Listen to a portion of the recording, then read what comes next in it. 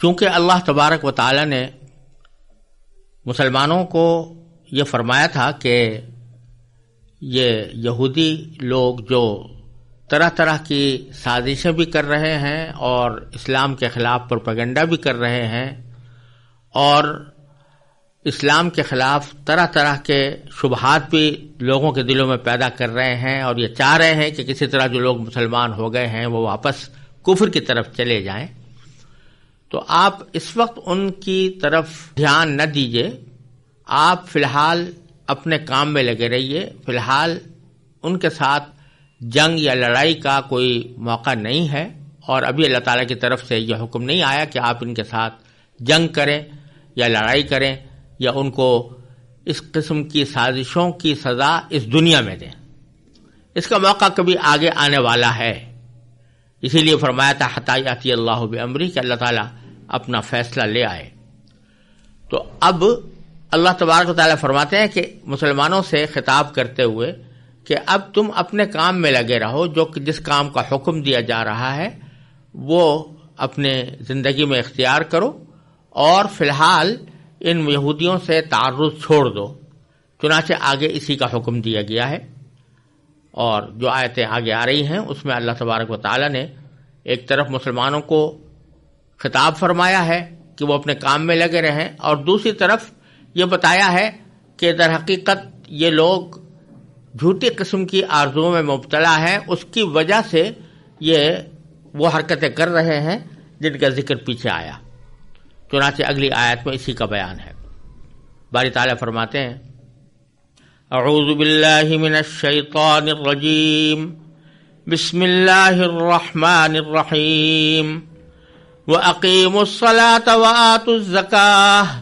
وَمَا تُقَدِّمُوا لِأَنفُسِكُم مِّنْ خَيْرٍ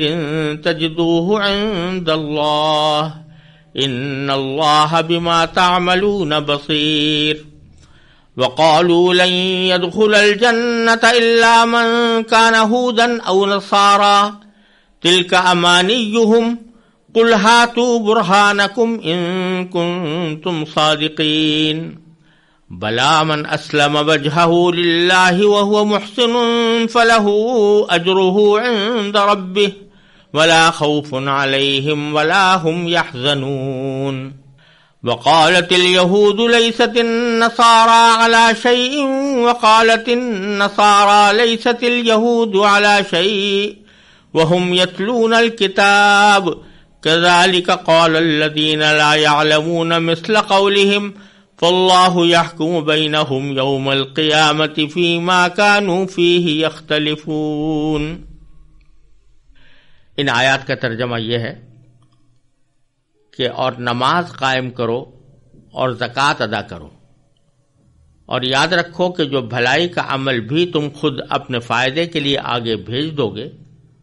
اس کو اللہ کے پاس پاؤ گے. بے شک جو عمل بھی تم کرتے ہو اللہ اسے دیکھ رہا ہے. اور یہ یعنی یہودی اور عیسائی کہتے ہیں کہ جنت میں سوائے یہودیوں یا عیسائیوں کے کوئی بھی ہرگز داخل نہیں ہوگا. یہ محض ان کی آرزوئیں ہیں. آپ ان سے کہیے کہ اگر تم سچے ہو تو اپنی کوئی دلیل لے کر آؤ. کیوں نہیں؟ جو شخص بھی اپنا رخ اللہ کے آگے جھکا دے اور وہ نیک عمل کرنے والا ہو اسے اپنا اجر اپنے پروردگار کے پاس ملے گا، اور ایسے لوگوں کو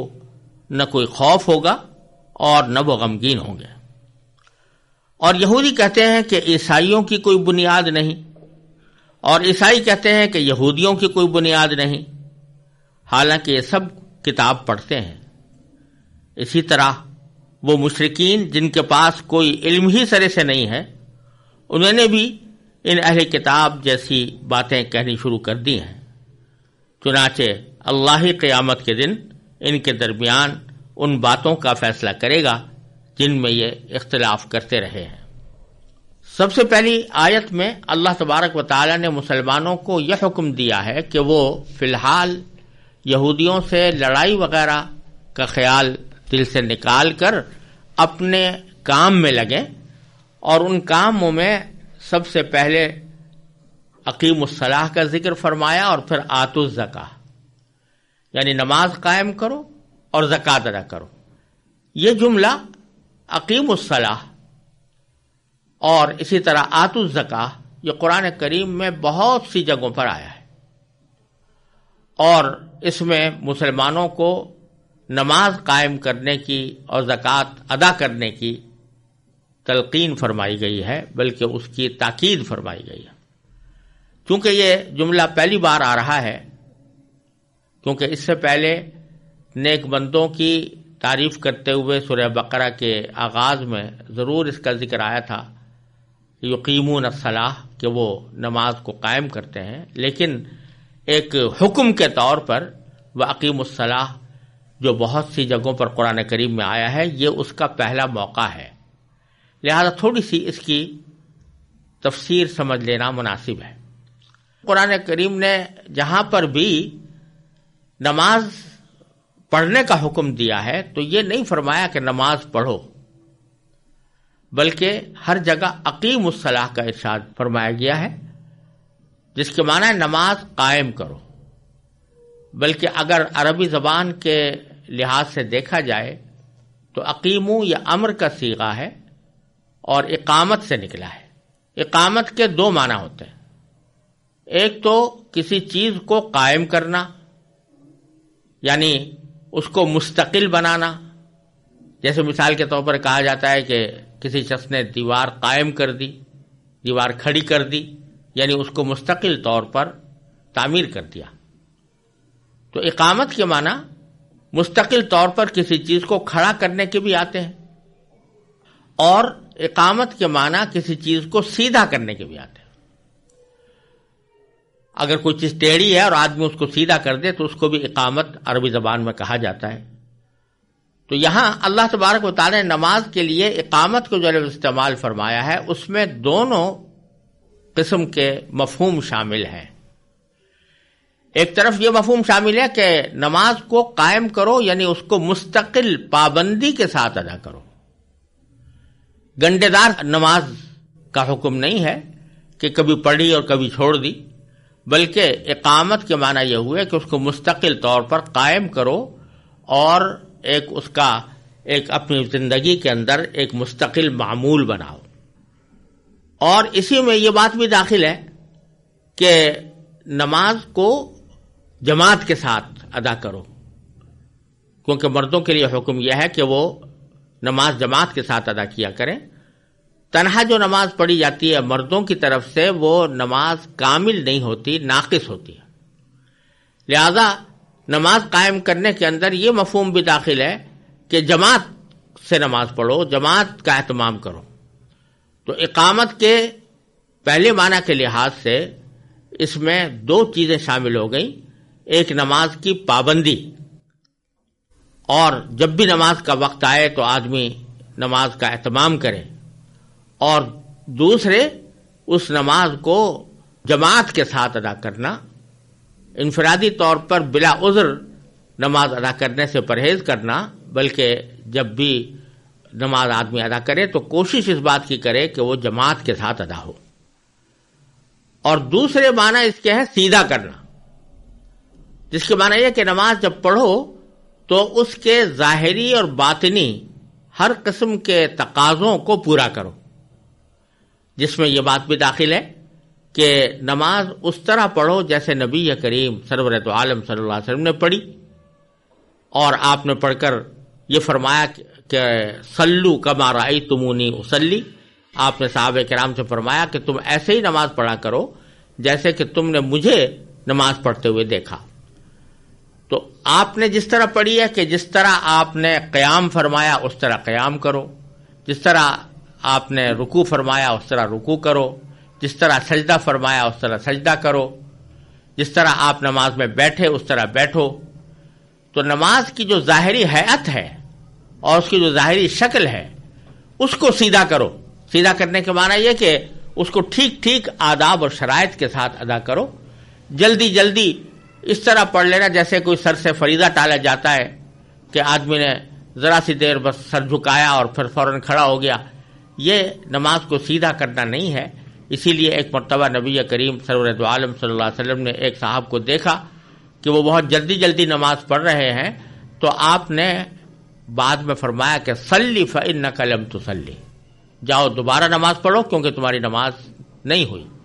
کیونکہ انہوں نے سجدہ پوری طرح صحیح طریقے سے نہیں کیا تھا، رکوع صحیح طریقے سے نہیں کیا تھا، تو اس وجہ سے آپ نے اس کو یہ فرمایا کہ تم نے پڑھی ہی نہیں، تو سیدھی نہیں ہوئی وہ نماز۔ تو سیدھا کرنے میں ایک تو ظاہری حیات کو درست کرنا کہ وہ سنت کے مطابق ہو، اور اس کے لیے ضروری ہے کہ ہر مسلمان اس کو سیکھے، سنت کی طریقے سے نماز پڑھنے کا جو تفصیلی بیان ہے اس کو کسی مستند کتاب میں دیکھ کر اس کو سمجھے اور اپنے عمل میں اس کو لے کر آئے۔ اور اسی کا ایک حصہ یہ ہے کہ باطنی اعتبار سے بھی وہ نماز درست ہونی چاہیے، یعنی حتی الامکان اس میں دھیان اللہ تبارک و تعالیٰ کی طرف ہو، اللہ تعالیٰ کی رضامندی مقصود ہو، خشوع ہو، یہ اس کا باطنی حسن ہے نماز کا۔ تو نماز کو سیدھا کرنے میں یہ بات بھی داخل ہے کہ اس کا جو باطنی رخ ہے وہ درست ہو، اللہ تعالیٰ کی طرف توجہ ہو۔ غیر اختیاری طور پر جو خیالات آ جاتے ہیں اللہ تعالیٰ معاف فرما دیتے ہیں، لیکن اپنی طرف سے انسان یہ کوشش کرے کہ اس کا دھیان نماز کے افعال کی طرف، اور نماز کے اندر جو الفاظ وہ زبان سے نکال رہا ہے ان الفاظ کی طرف دھیان رکھے۔ اگر فرض کرو کسی وقت خیالات بھٹک جائیں تو پھر لوٹ کر آ جائے، یہ بھی اقامت صلاۃ کے اندر داخل ہے۔ تو اقامت صلاۃ کے اندر یہ بات بھی داخل ہوئی کہ پابندی کی جائے، اوقات صحیح وقت پر نماز پڑھی جائے، اور یہ بات بھی داخل ہے کہ جماعت کے ساتھ پڑھیں، اور یہ بات بھی داخل ہے کہ اس کو سنت کے مطابق ادا کیا جائے، اور یہ بات بھی داخل ہے کہ اس کو خشوع کے ساتھ، دھیان کے ساتھ ادا کیا جائے۔ اس لیے ہر جگہ اللہ تبارک و تعالی نے نماز پڑھنے کا حکم دینے کے بجائے نماز قائم کرنے کا حکم دیا ہے، وَأَقِيمُوا الصَّلَاةَ۔ دوسرا جملہ ہے وَآتُوا الزَّكَاةَ، یعنی زکوٰۃ ادا کرو۔ یہاں پر بھی زکوٰۃ کو ادا کرنا کا لفظ استعمال فرمایا ہے، مطلب یہ کہ جس طرح زکوٰۃ نکالنا ضروری ہے اسی طرح یہ بھی ضروری ہے کہ جب آپ زکوٰۃ کسی کو دے رہے ہوں تو اس بات کا اطمینان کریں کہ واقعتاً یہ اس زکوٰۃ کا مستحق ہے اور یہ صحیح جگہ پر پہنچ رہی ہے۔ تو زکوٰۃ کے ادا کرنے کا بھی حکم اس طرح دیا گیا ہے۔ بہرحال ان دونوں جملوں سے یہاں پر مقصود یہ ہے کہ فی الحال تم اپنے کرنے کا کام کیے جاؤ، اور وہ کام یہ ہے کہ اقامت صلاۃ کرو اور نماز زکوٰۃ ادا کرو۔ اور یہ آپ قرآن کریم میں بہت سی جگہوں پر دیکھیں گے کہ جہاں اللہ تبارک و تعالیٰ کسی دشمن کی کارروائیوں کا ذکر فرماتے ہیں تو اس کے بعد بکثرت یہ جملہ آتا ہے کہ وَأَقِيمُوا الصَّلَاةَ، کہ نماز قائم کرو، اور بظاہر اس میں یہ اشارہ ہے کہ تمہارے جتنے بھی دشمن ہیں جو دین کی وجہ سے تم سے دشمنی رکھتے ہیں وہ تمہیں اللہ تبارک و تعالیٰ کی مشیت کے بغیر نقصان نہیں پہنچا سکتے، لہذا اگر تم اپنے کرنے کا کام کیے جاؤ اور اللہ تعالیٰ کی طرف توجہ کرو، اور جب تمہیں کوئی اندیشہ ہو تو اللہ تبارک و تعالیٰ کی طرف رجوع کے لیے اللہ تعالیٰ کے سامنے ہاتھ باندھو اور نماز ادا کرو، تو اللہ تبارک و تعالیٰ اس کی برکت سے تمہیں انشاءاللہ اس مشکل سے نکال دیں گے اور دشمنوں کی ان سازشوں سے تمہیں نجات عطا فرمائیں گے۔ تو یہاں پر بھی اللہ تبارک و تعالیٰ یہودیوں کی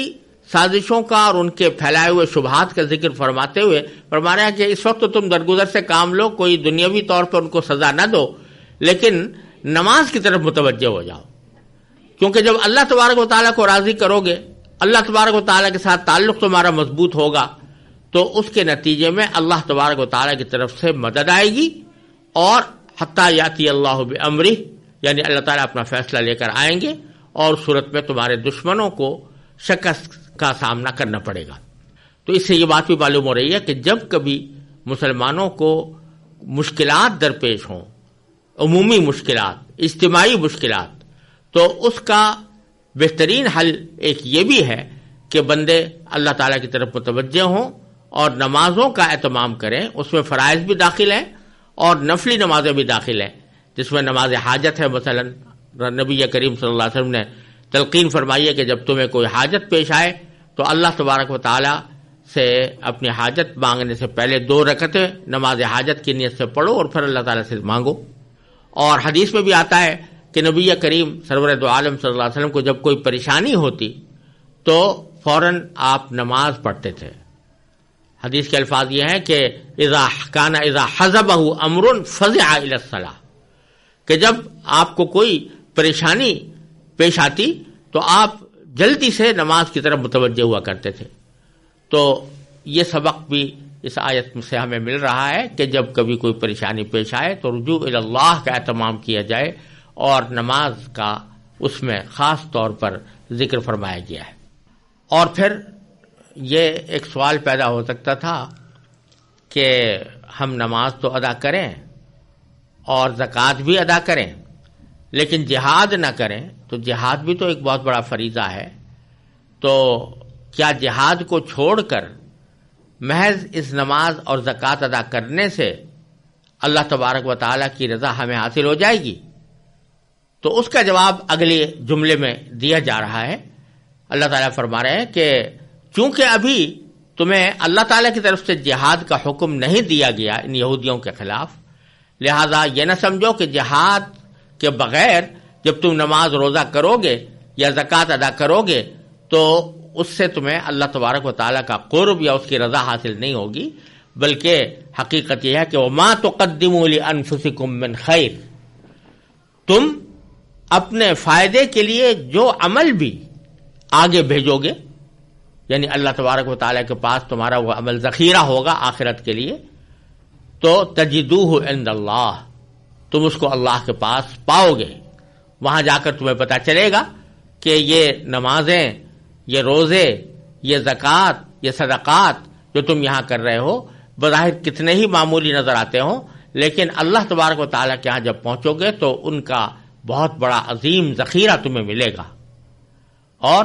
ان اللہ بما تعملون بصیر، بے شک اللہ تبارک و تعالیٰ تمہارے ہر اس عمل کو دیکھ رہا ہے جو تم کرتے ہو. لہذا کسی بھی عمل کو حقیر نہ سمجھو اور کسی بھی عمل کو یہ نہ سمجھو کہ اس سے کیا فائدہ ہوگا. اللہ تعالیٰ چونکہ ہر عمل کو دیکھ رہا ہے لہذا ہر عمل کا مناسب صلہ اللہ تبارک و تعالیٰ کی طرف سے تمہیں ملے گا.